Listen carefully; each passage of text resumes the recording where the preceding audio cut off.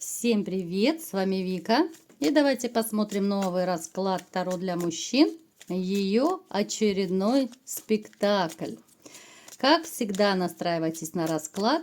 Для энергообмена ставьте лайк, подписывайтесь на мой канал, делитесь видео с друзьями и смотрим, в каких энергиях вы находитесь. Кто хочет на личный расклад записаться, телефон под видео. Знаете, вы настолько истосковались по любви, по настоящей любви. И это абсолютно не зависит от того, свободны вы сейчас или нет. Потому что даже если вы сейчас живете в паре, да, потому что это общий расклад, я просто оговариваю это все. Если вы живете в паре, то тем более вы истосковались по любви, потому что в ваших отношениях любовь давно умерла, к сожалению.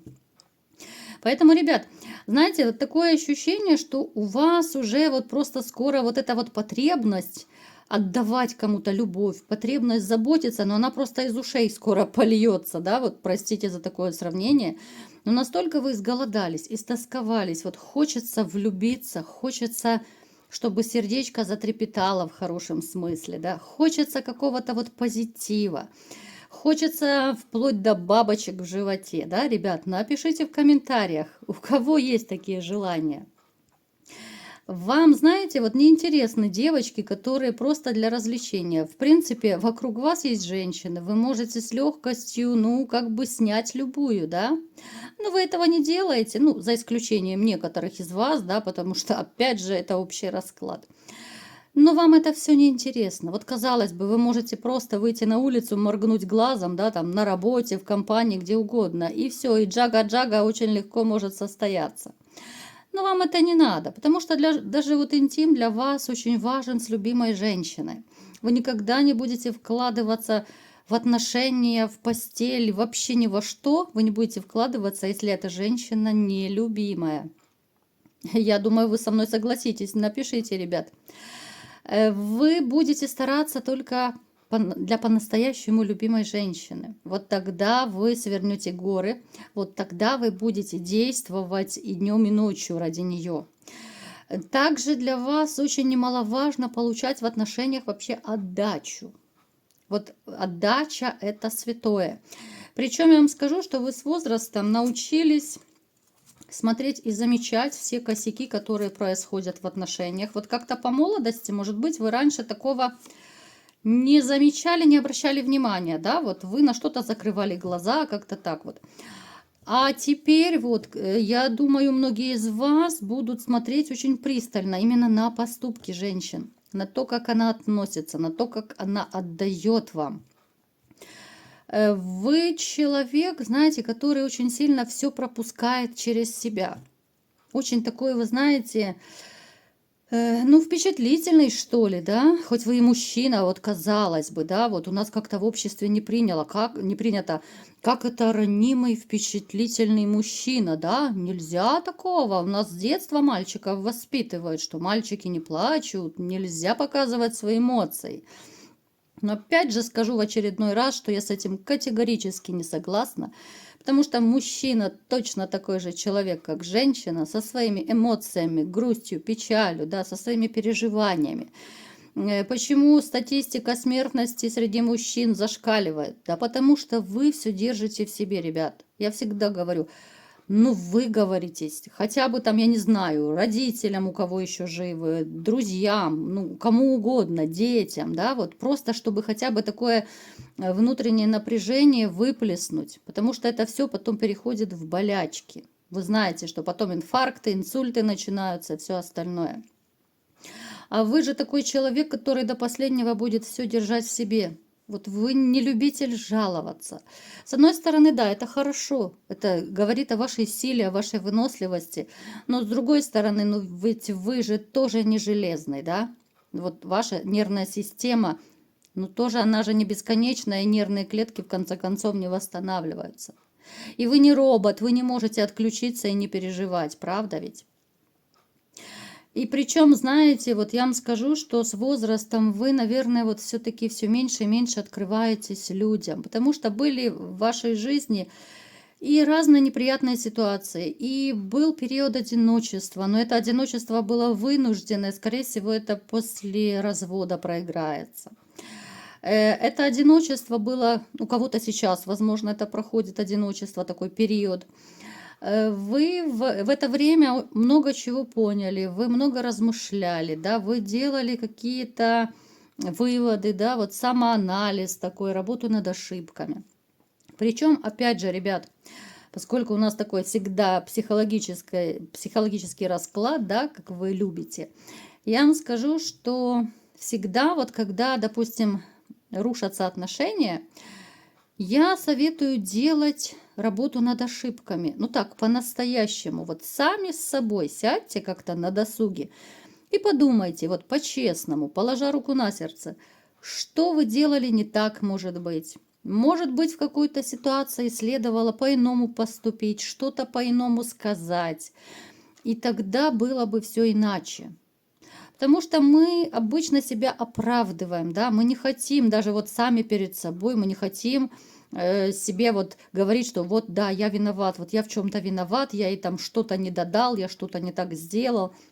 Как правило, мы обвиняем партнера, правда ведь? Хотя, в принципе, в любом разрыве всегда виноваты оба, виноваты двое.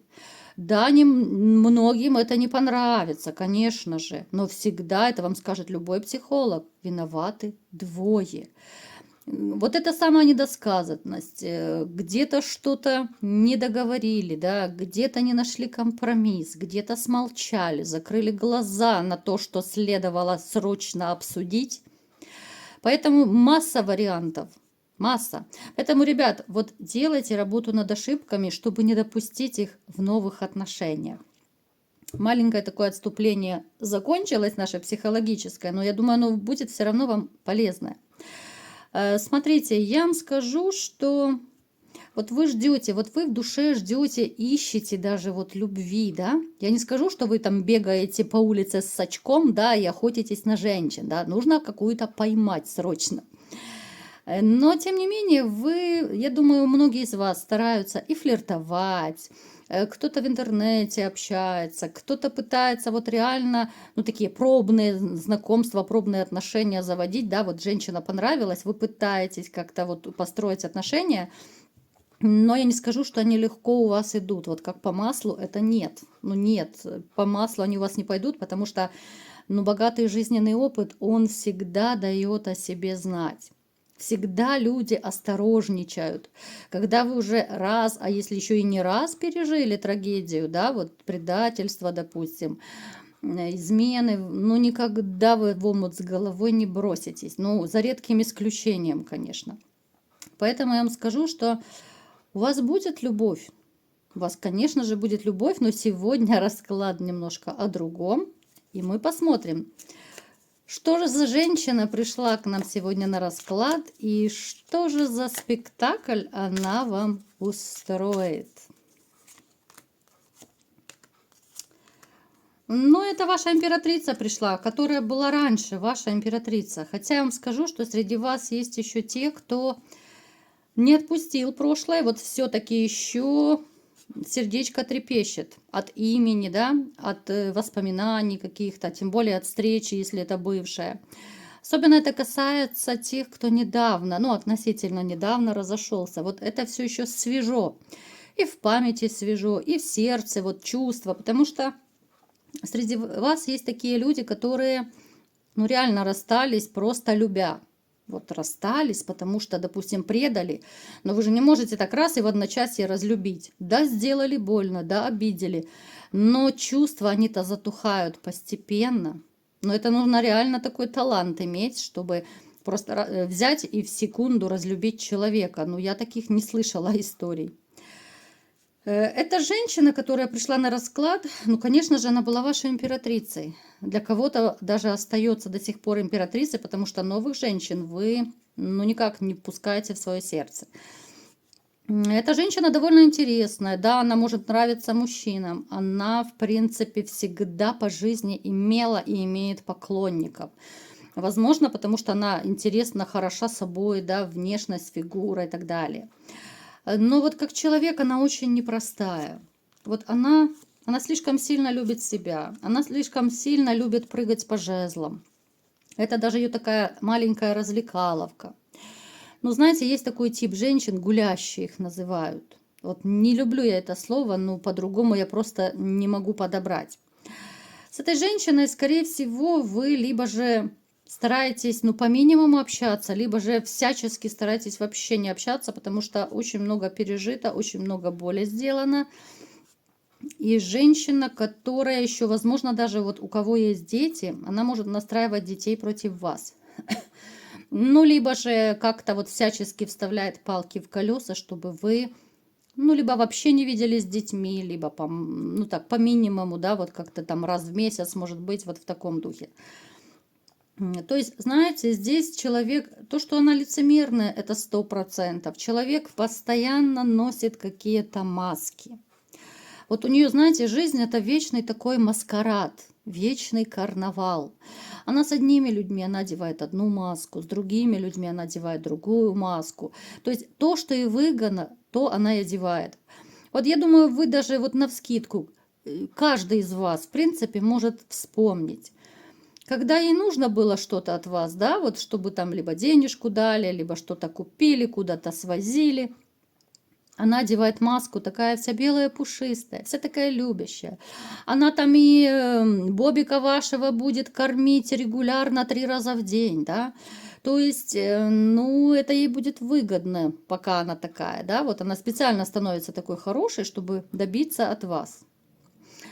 Когда же, допустим, вы ей в чем-то отказывали, да, вот она становилась совершенно другая. Она, казалось бы, показывала свое истинное лицо.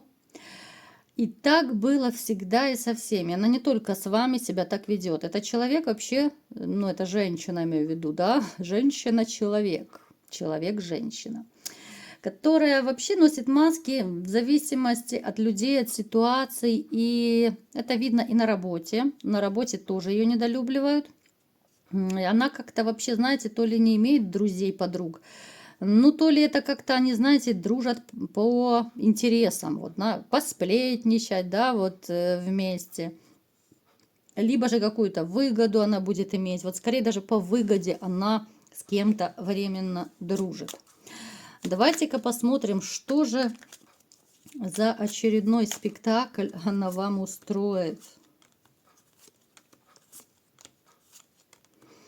Смотрите, как бы вы ни попали с ней на какую-то, ну, я не знаю, если, особенно если у вас есть общие компании, да, вот, может быть, вы общаетесь, общие знакомые, там, компании, либо же это может быть ситуация, когда она начнет вам заливать, рассказывать сказки про то, что там у ребенка, допустим, день рождения, давай посидим, да, либо еще там, как, ну, под каким-то предлогом она будет с вами где-то там с рюмочкой чая, да, вот она будет что-то такое выдумывать, рассказывать, особенно это касается тех, кто не так давно разошелся.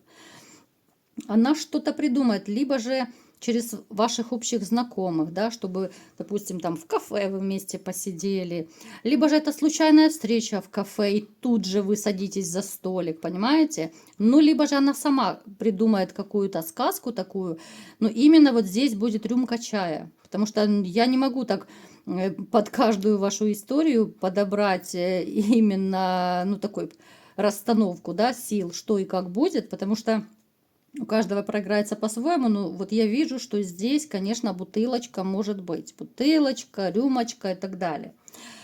Это будет такой коварный план по завлечению вас.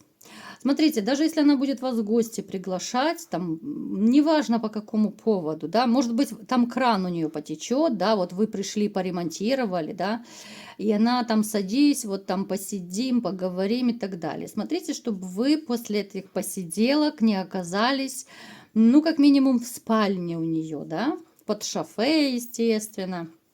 Для чего это все делается?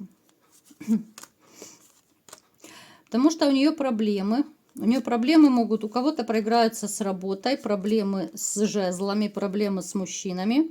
Смотрите, здесь могут быть даже вот реально интимные проблемы, потому что у нее давно не было того самого кекса, да? А вы, как старый знакомый, вот можете так попасться ей под руку, ну, почему попасться. В принципе, она вас сама может заманить под любым предлогом, я уже сказала. И там под рюмкой чая, очень так аккуратно, очень осторожно, слово за слово, да, и вы можете плавно перекочевать в спальню. Да, на утро будет мерзко, да, будет противно.